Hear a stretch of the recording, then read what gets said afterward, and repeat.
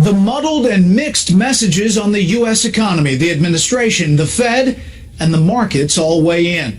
We unpack how it could all affect you. This is Special Report.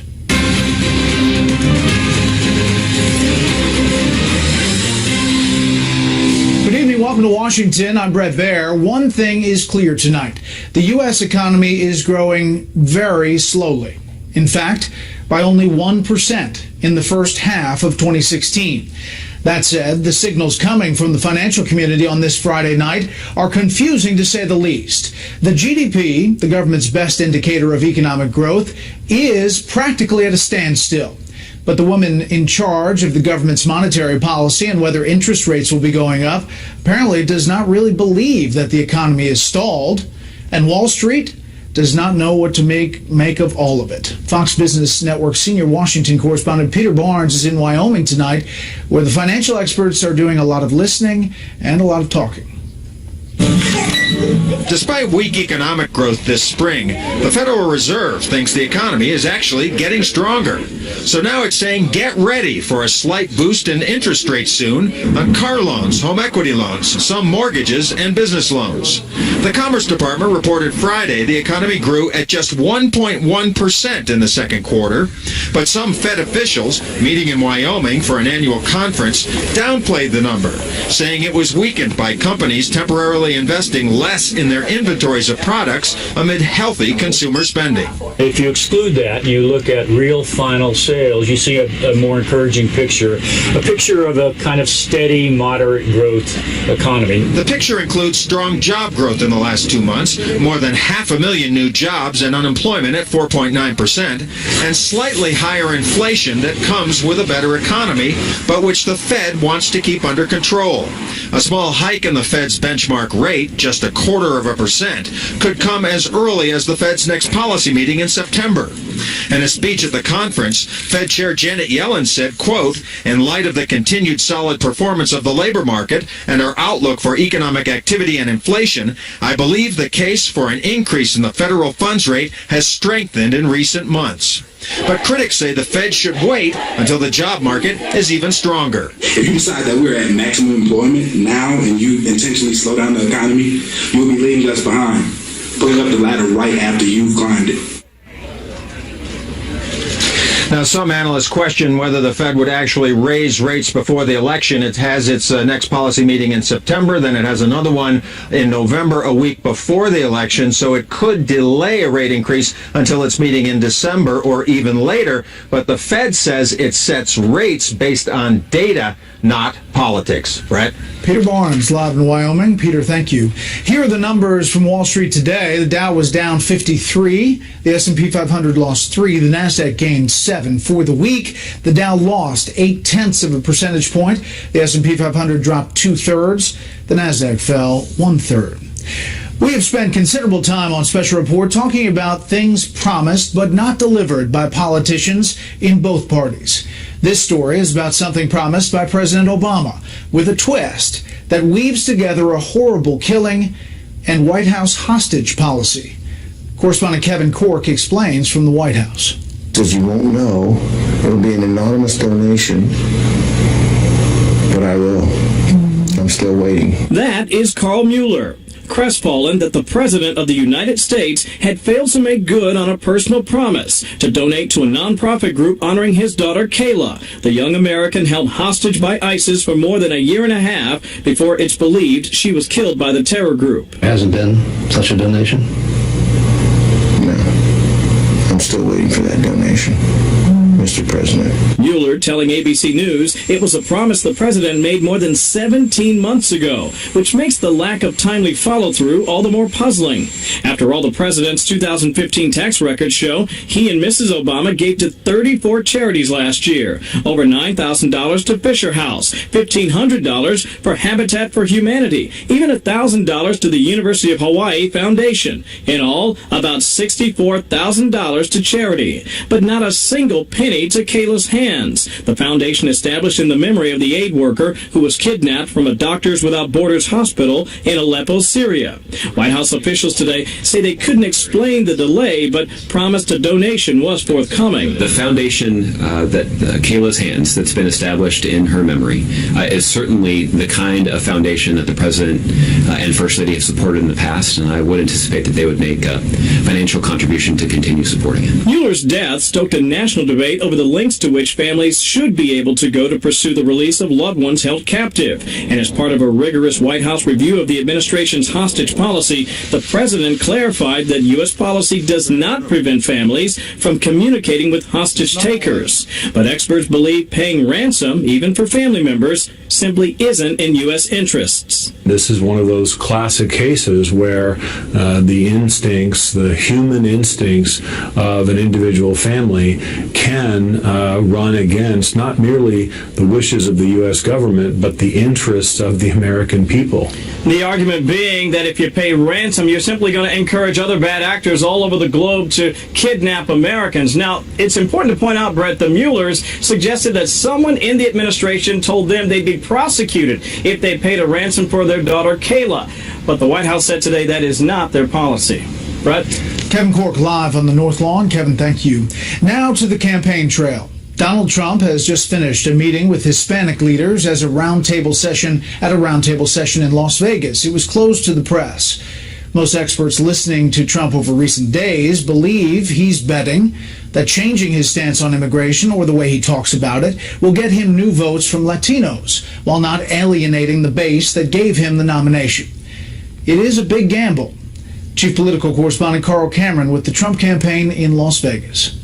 In Nevada, a state with a large Latino population, Donald Trump allowed cameras only for a moment before speaking privately with Hispanic leaders behind closed doors. We've been doing very, very well with the Latinos. His stunning reversal this week, in which he said he might not deport all 11 million illegal immigrants in the U.S., was welcome news for most Latino leaders. But after promising to deport all illegal immigrants for more than a year and pounding his former rivals as weak for that position, he faced a backlash from conservative white supporters, including women. Are you ready to make America great again? Former GOP vice presidential nominee and Alaska Governor Sarah Palin, who campaigned for and with Trump several times this year, said, quote, "If Mr. Trump were to go down a path of wishy-washy positions, there would be massive disappointment." Conservative activist Ann Coulter, whose new book, Boosting Trump, just came out, wrote plainly, quote, "There's nothing Trump can do that won't be forgiven except change his immigration policies." Coulter said Trump had said something, quote, "stupid," and would do so again, but was not backing down from mass deportations. Trump said again this week that he would build a border wall and make Mexico pay for it, which Mexico denies, and deport violent and career criminals, but suggested otherwise law-abiding citizens might be allowed to stay. Then last night, he reversed himself again, returning to his demand that illegal aliens first go home and could then return to the U.S. legally. Well, when they come back in, if they come back in, then they can start paying taxes. So they still have but to there leave is the no path to legalization unless they leave the country and come back. Trump's name-calling battle with Hillary Clinton has escalated to a level not seen in presidential politics since the pre-civil rights era. Hillary Clinton is a bigot who sees people of color only as votes. There has been a steady stream of bigotry coming from him.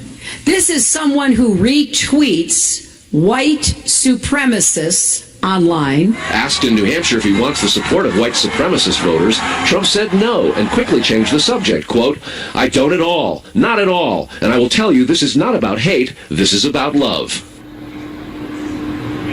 Trump's statement earlier this week that he would soften his deportation rhetoric, coupled with his statement last night that those who want legal status would have to go home to their home country and then come back legally, are not mutually exclusive, and they leave open a big question. What would he do with those undocumented immigrants in the country now who don't care about legal status and don't come out of the shadows? Brett? You know, Carl, we're getting the final stretch in this campaign. Operatives sometimes dump opposition files on opposing candidates and staff to reporters. What do we know about this report that Trump's new campaign CEO had a violent episode with his wife years ago? Well, it was in 1996. It was quite some time ago, and it never got into the legal process. But the police were called to his home. We're talking about Steve Bannon, and there had apparently been an argument with his wife, and his wife threatened to call the police. And according to the police records, he took the phone and smashed it. The police have recorded this. However, when it came time to go to court, his wife never showed up, so the charges were dropped. So we don't know, but this is the kind of stuff that is brought up in every 4-year presidential cycle in order to go after the candidate by trying to undercut staff. But we don't know whether Donald Trump knew about this before he hired Steve Bannon. Nor do we know that it's actually relevant. I mean, Steve Bannon has a record and a history and a reputation. This has not been part of it. It now is. How it reflects on Donald Trump is to be determined. Okay, Carl Cameron in Las Vegas with the Trump campaign. Carl, thanks. The status of a big trade deal on Capitol Hill. Senate Majority Leader Mitch McConnell and House Speaker Paul Ryan do not seem to be on the same page regarding the Trans-Pacific Partnership trade deal. McConnell said yesterday the TPP will not be acted upon this year in a lame duck Congress, but might return next year. A spokesman for Ryan's office is signaling the TPP is not yet dead to the Speaker. Hillary Clinton is not on the campaign trail today, and she has a relatively light schedule next week. But there are still scores of questions out there about whether Clinton used her position as the president's top diplomat to bolster her family's charitable foundation and enrich her family. Senior political correspondent Mike Emanuel is on that story tonight. Hillary Clinton's running mate Tim Kaine continued the attack on Donald Trump, calling his values extreme in front of a majority African-American audience in Florida. Ku Klux Klan values, David Duke values, Donald Trump values are not American values. They're not our values, and we've got to do all we can to fight, to push back and win. A day after accusing Donald Trump of taking a hate movement mainstream, Clinton doubled down just to make sure Americans enjoying the final days of summer didn't miss it. A man with a long history of racial discrimination who traffics in dark conspiracy theories drawn from the pages of supermarket tabloids and these kind of white supremacist, white nationalist, anti-Semitic groups should never run our government or command our military. After days of criticism about the Clinton Foundation's access to the Hillary Clinton-led State Department, the Democratic nominee reiterated her work there was not influenced by outside sources. When asked if there were any emails or Clinton Foundation ties to foreign entities that could be revealed and derail her campaign, Clinton rejected that possibility. I have a very strong foundation of understanding about the foundation, not to have a play on words, that the kind of work that the foundation has done, which attracted donors from around the world, is work that went right into providing services to people. The Clinton campaign is also out with a new ad that will run on cable and in the critical battleground states of Florida, North Carolina, Ohio, and Pennsylvania. In it, the Clinton team accuses Trump of being out of touch with the African-American community and once again used some of his own words against him. I have a great relationship with the blacks. I've always had a great relationship with the blacks. What the hell do you have to lose? Clinton's only significant campaign event other than fundraising this week was a speech in Reno yesterday. That plays into the criticism she's running out the clock and may lack the stamina to be president. Her spokesman Brian Fallon says when many Americans are enjoying the final days of summer vacation and less focused on politics, Clinton has been working hard to ensure the campaign will have the money resources it needs to execute its strategy during the home stretch. On another front, she's also drawing our attention to the 100th anniversary of an important milestone for women, tweeting, "Countless women fought to win the right to vote. On the anniversary of the 19th Amendment's adoption, let's recommit to protecting it," signing it with her H. Brett? All right, Mike, thank you. We now know that some of the emails a court has ordered the State Department to release next month deal with Benghazi, another scandal that Clinton has tried to move on from. Republican lawmakers point to the just surfacing, once deleted Clinton Foundation emails and now Benghazi emails as evidence that the tens of thousands of emails erased and then wiped clean from Clinton's private server were not all personal, as she originally said. Chief Intelligence Correspondent Catherine Harridge has the story. The The FBI recovered nearly 15,000 records as part of its investigation into Clinton's handling of classified information. And on August 5th, those emails were given to the State Department for review. According to this ruling from a Florida judge, the department must begin releasing the emails by September 13th. The State Department has told Judicial Watch, told us, that they have had positive hits for the search term Benghazi. So we know that these records that Mrs. Clinton either hid or destroyed and that have now been recovered are directly related to Benghazi. The FBI gave the State Department 7 disks, including one for classified emails after the investigation closed. The 14,900 emails to and from Clinton are on a single disk. Earlier this week, the State Department spokesman said the court-imposed deadlines in a number of lawsuits may be tight. Right now, our focus is to move forward with our assessment of these, appraisal of these documents, and then figure out how soon we can get them over to Judicial Watch. Based on the FBI investigative file sent to Congress, the Clinton team used a technology called BleachBit to destroy what it decided were personal emails. Cybersecurity experts say the technology is like an electronic shredder. I believe the FBI would give it their best shot and look for a lucky break and look for a mistake being made somewhere, but it's much, much harder for them. It really is hard to recover information that has been scrambled this way. The timeline is important. In August 2014, the Benghazi Select Committee got emails that showed former Secretary Clinton used a personal email account for government business. Later that year, the committee requested more records as Judicial Watch and other groups went to court over access. Around December 2014, Clinton's team gave the State Department 55,000 emails and wiped the rest. One of the tools was BleachBit. If the documents at issue were clearly covered by the congressional request and they went ahead and destroyed them anyway, then they could be vulnerable to charges of obstructing a congressional inquiry. The Clinton campaign did not respond to Fox's questions on the timeline or why Clinton's team used a technology to destroy the records so that they would be out of reach, Brett. Captain, thank you. The two men at the top of the Libertarian Party ticket will get a chance to make their case to you tonight. John Stossel hosts a town hall with Governors Gary Johnson and Bill Weld. Here's a preview. How would you get anything done with Congress to stop the gridlock going on in D.C.? Look, we elect Clinton or Trump, it's going to be more polarized than ever. Okay, that's a given. Nobody believes anything but that.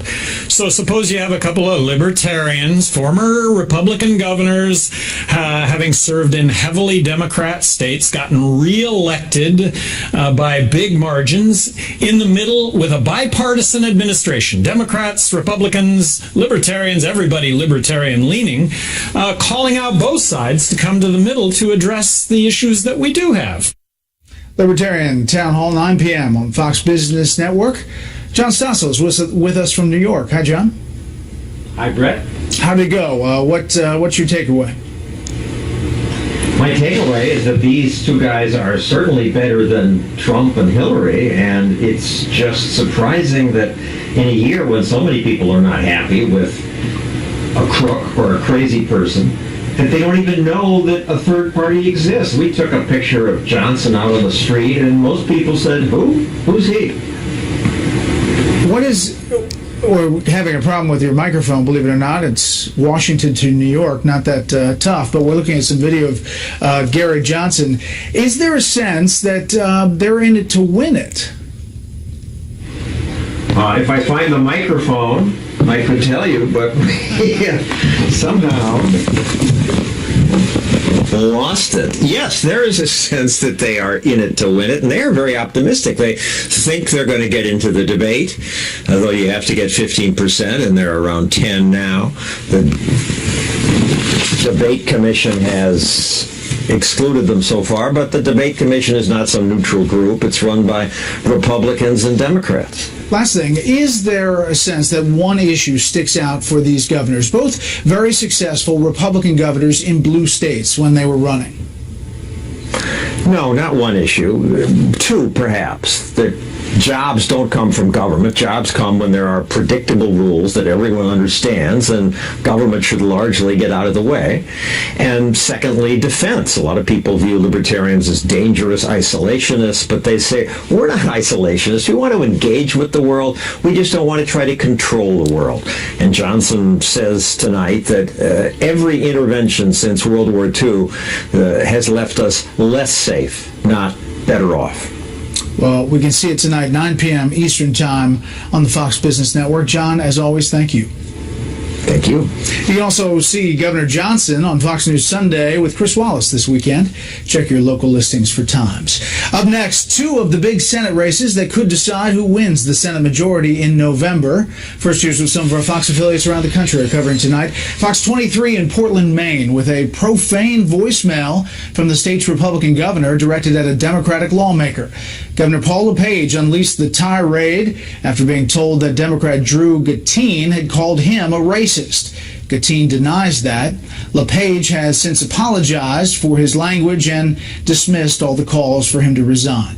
Fox 46 in Charlotte, where a judge has just ruled the University of North Carolina cannot block two transgender students and an employee from using the bathroom of their choice. The decision grants a preliminary injunction in response to a challenge of a state law known as HB 2. Right now, the injunction applies only to the plaintiffs.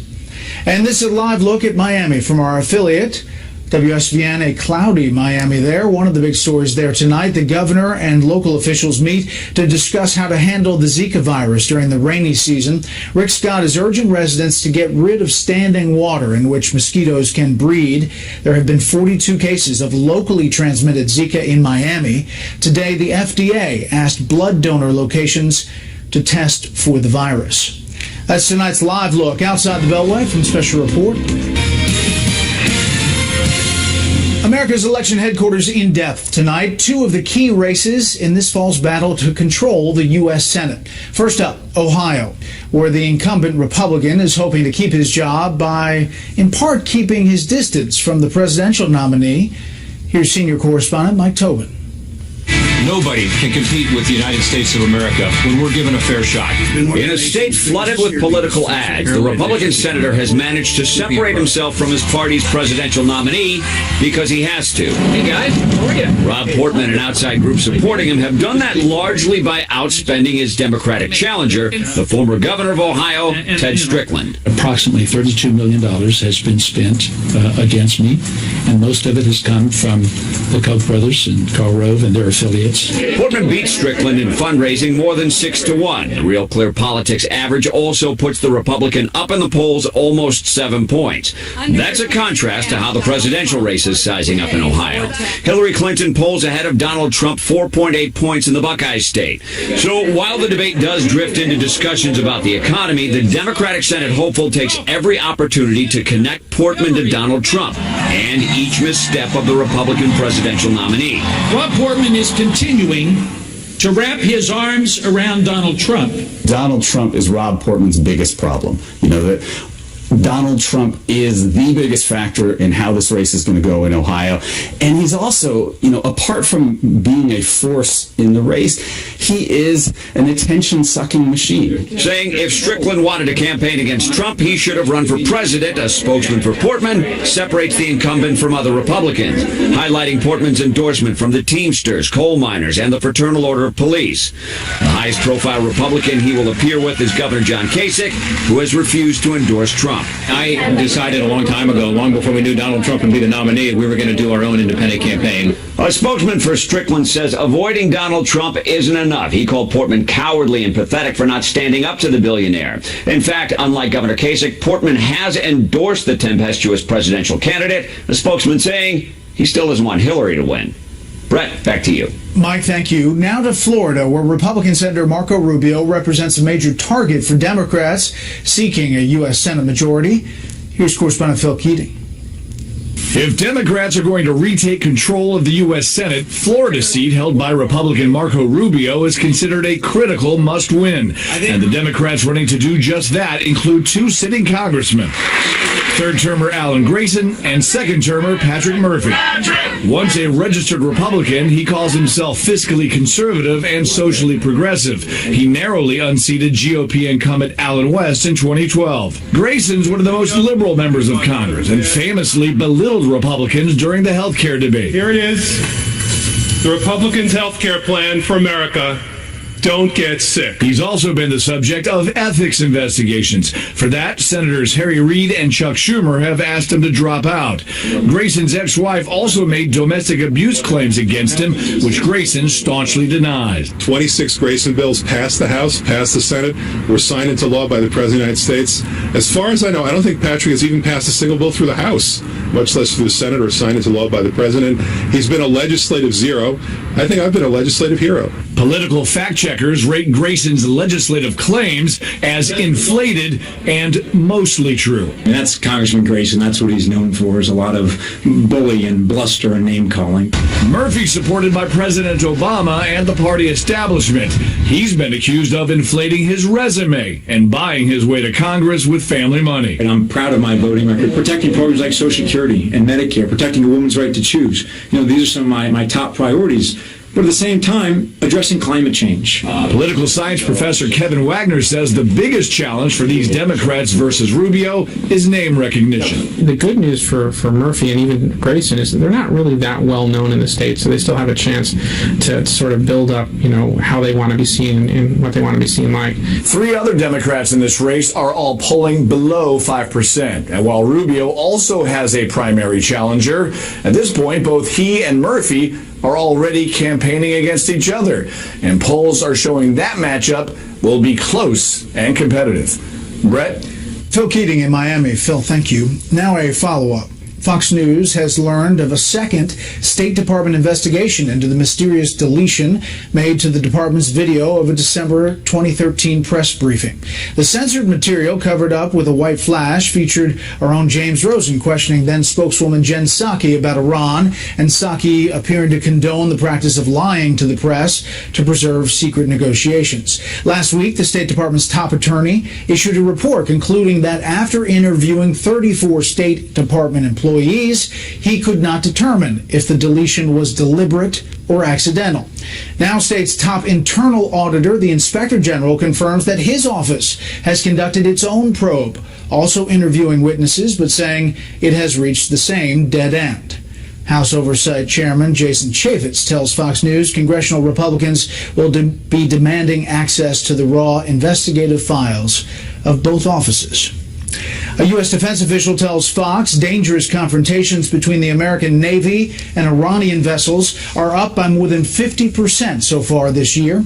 Just this week, there have been 4 more instances of Iranian provocation. This video is from Tuesday, when 4 Iranian gunboats came within 300 yards of an American destroyer. Wednesday, a U.S. ship fired 3 warning shots, an Iranian ship coming within 200 yards. Hope is fading tonight for any more rescues after Wednesday's horrific earthquake in central Italy.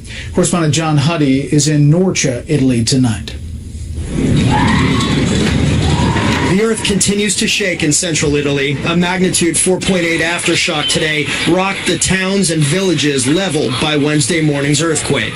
There is a lot of fear for everyone. But one thing is people are safe in the tents. At least there's that. There have been hundreds of aftershocks since Wednesday morning, including more than a dozen today. This adding another problematic layer to the already exhaustive search and rescue effort, now slowly and painfully becoming a recovery operation. What we've been seeing now are these crews basically clearing out all the rubble and debris and just putting it in piles like this. And in these piles, we've been seeing people's pictures, family pictures, clothing, and children's school books. The stories of survival have given some hope that more people will be found, but time is of the essence and time is running out. Search and rescue efforts have been hampered by the constant tremors. Critical roads and bridges leading into the towns have been damaged, making them impassable in some areas for the heavy equipment needed to help. These trucks remain parked along the road in the town of Cittadella, where the main aid and relief camp is located.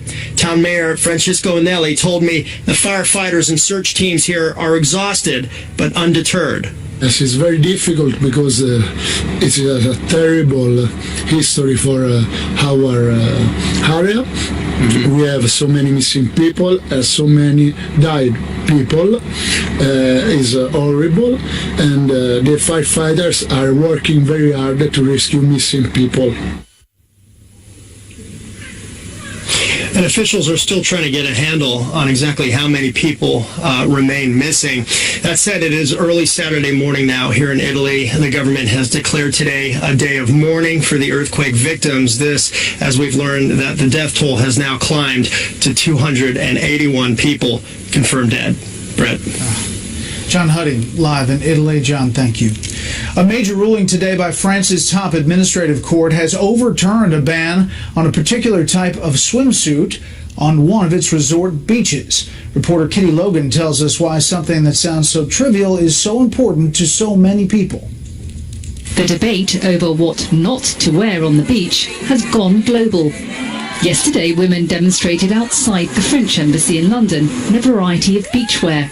It was one of several protests across Europe to condemn the ban in some French resorts on the full-body swimsuit, the burkini. Their slogan, wear what you want.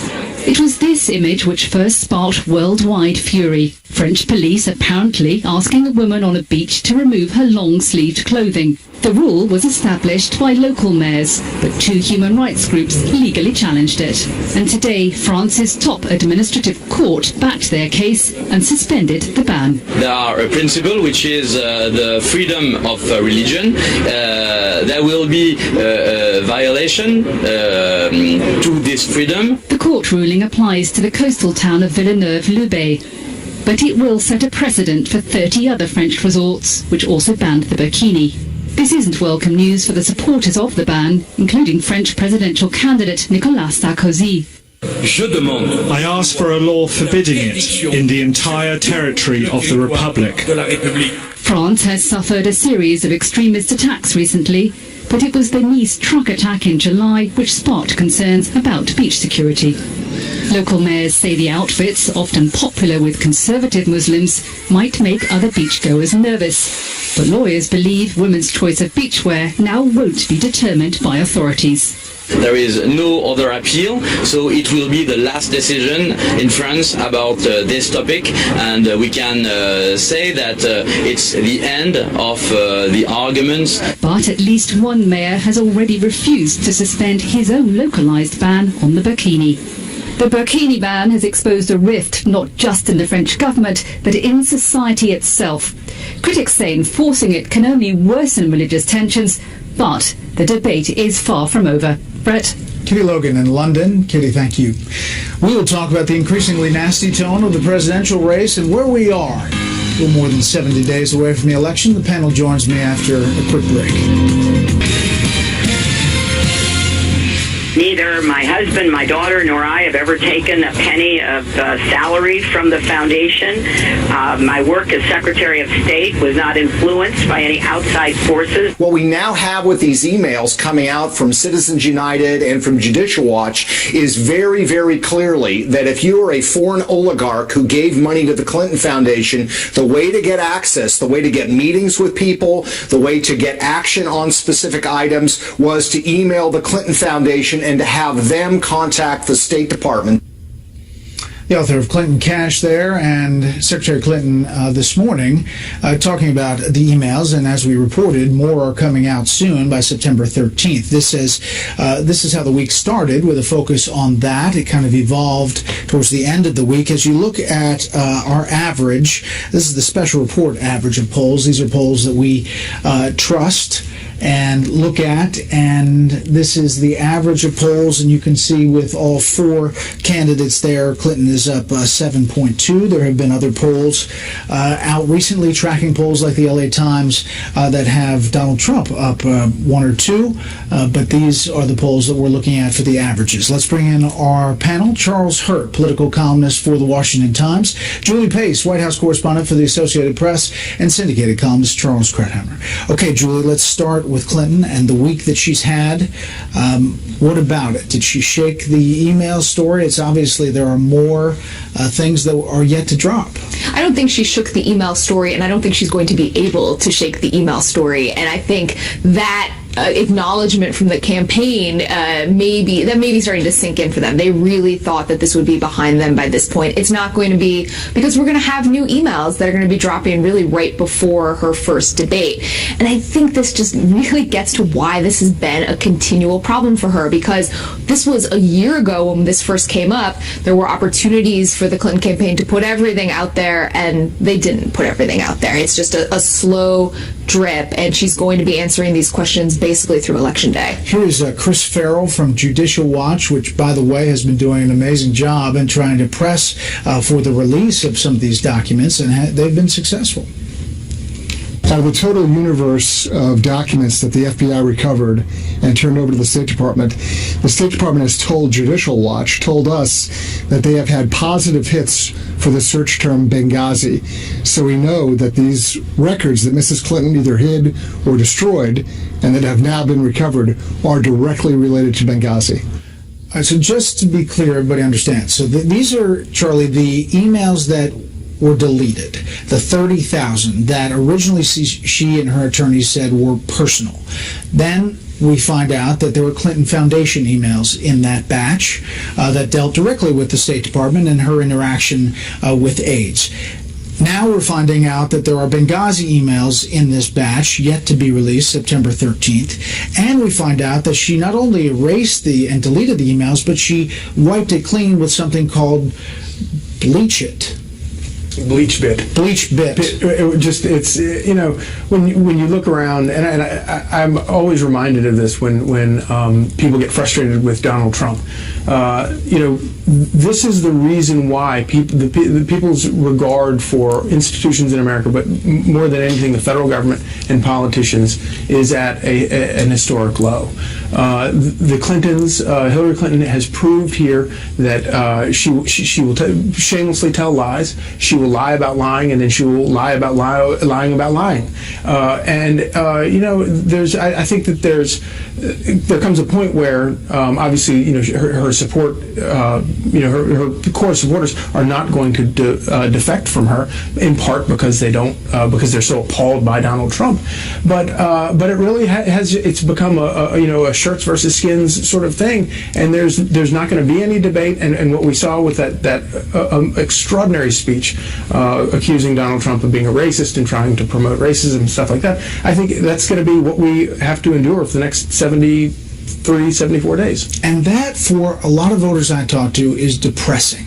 It's just not a good feeling. It doesn't feel good. And I talk to them, and they say, it's just not, I don't know, it's not going to be fun. You would think in the most advanced country on the planet, composed of 300 million people, the last two remaining candidates for the presidency might be of a somewhat higher quality. And the fact is, you're absolutely right. This is an election that's going to be almost entirely on personality, and it's going to be on tearing down the personality of the other side. I mean, it's hard to see issues surfacing here and there. They come by, they float by in the night and disappear, but it's all about the personality. Look, we have been speculating for a year about what the email scandal was all about, and I think we were diverted for a year about the classification. It's a real issue, serious issue, but that was never the issue. The issue we've always asked ourselves here is, why was she hiding this in the first place? Why did she have a private server?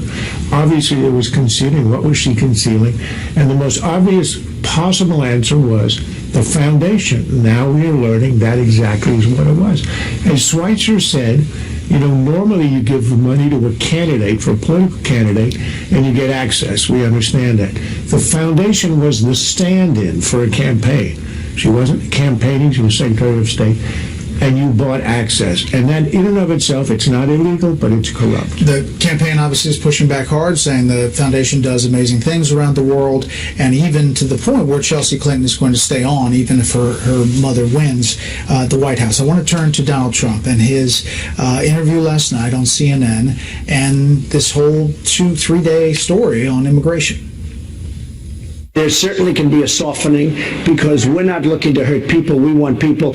We have some great people in this country. We have some great people in this country. There is no path to legalization unless people leave the country. Well, when they come back in, if they come back in, then they can start paying taxes. So they still have but to there leave is the no path to legalization unless they leave the country and come back. Okay. Julie?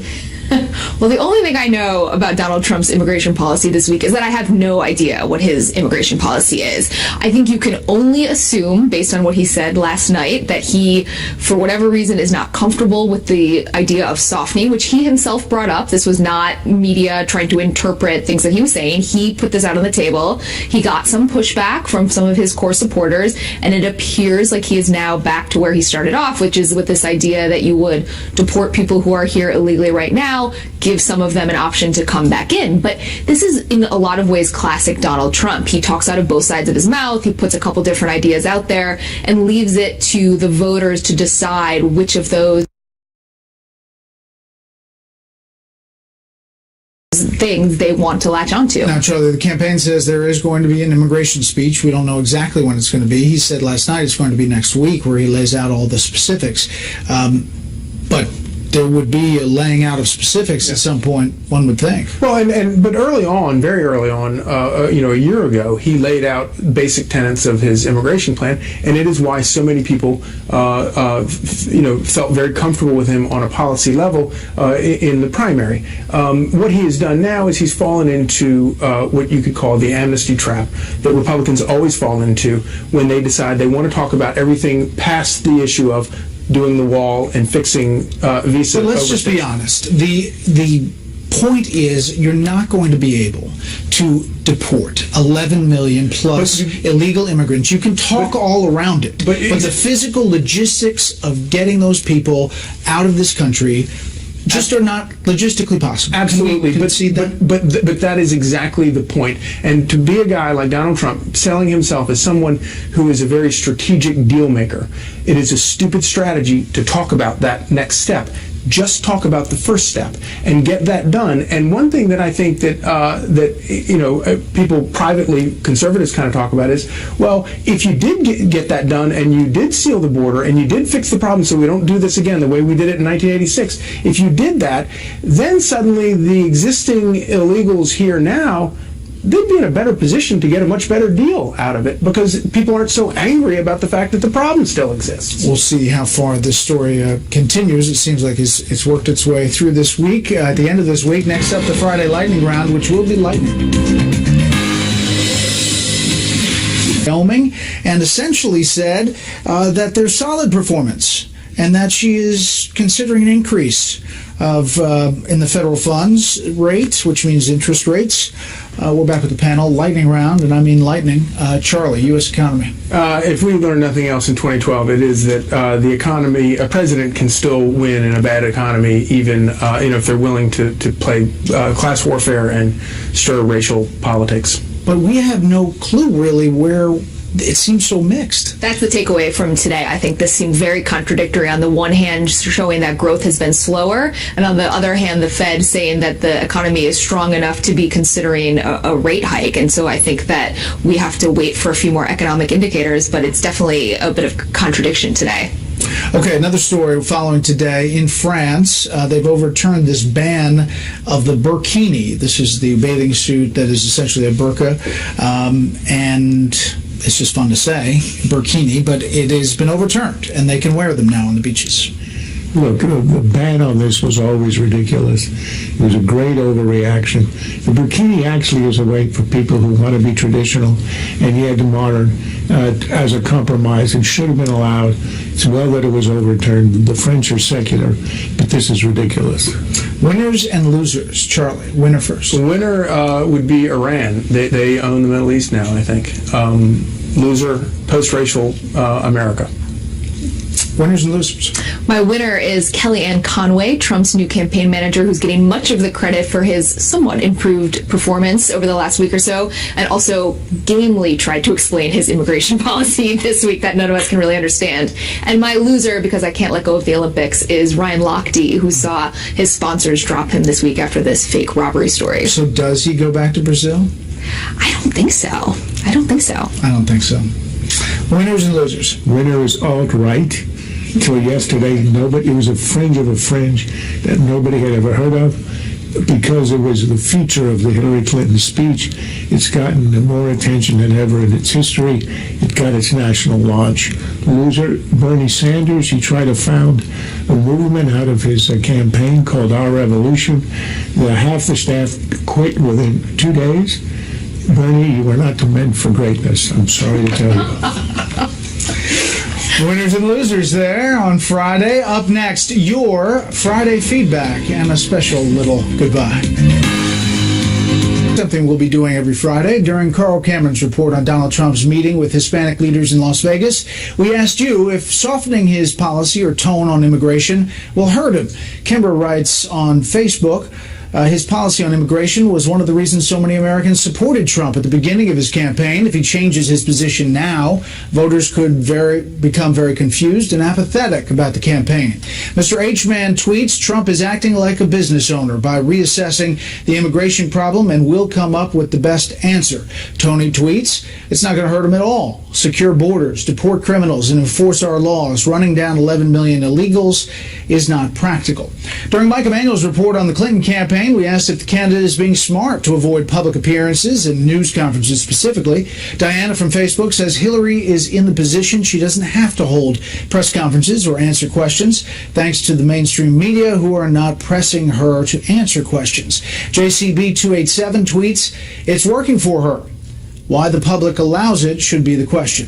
MGDMD tweets she was until Trump became more disciplined. Now that he isn't making negative news, the truth about her finally is coming out. During our reports on 2 key Senate races, we asked if Republicans are going to lose their majority. They will, writes Richard on Facebook, and that's before Trump announced he was running for president.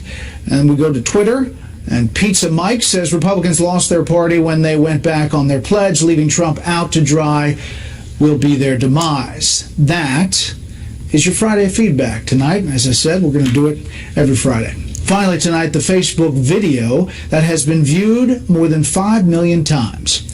One Navy veteran gets the surprise of a lifetime. Throw out the TNT, boom, anchors away. Sail on to victory and sink the bones of Davy Jones, hooray!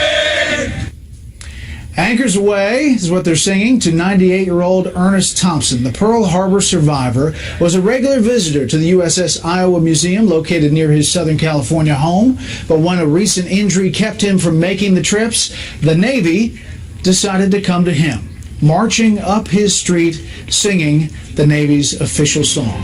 That's a good way to end the week, isn't it? Thanks for inviting us into your home tonight. That's it for this special report. Fair, balanced, and still unafraid. Here's Kimberly in for Greta.